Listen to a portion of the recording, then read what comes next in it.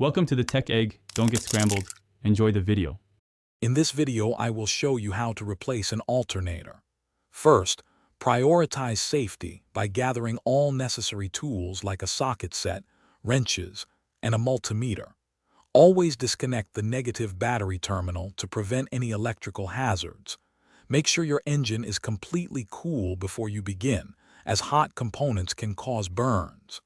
This initial preparation is crucial for a smooth and safe repair process. Now, let's get to the alternator itself.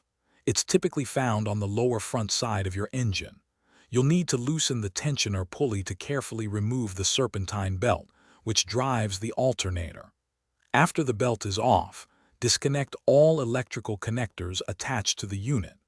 Finally, remove the 2 or 3 mounting bolts that secure the alternator in place, allowing you to take out the old component.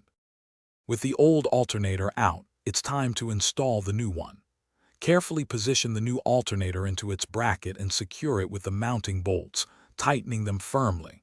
Next, reconnect all the electrical wiring, ensuring each connection is snug and secure.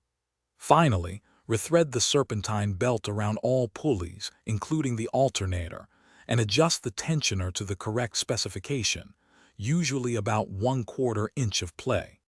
You're almost done. Reconnect the negative battery terminal, ensuring it's tight.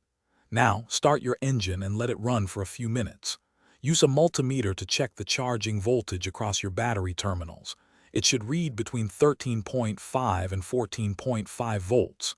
Listen carefully for any unusual noises, like squealing from the belt, which might indicate incorrect tension. If all checks out, you've successfully replaced your alternator. Thanks for watching. Consider subscribing if I helped unscramble your problems.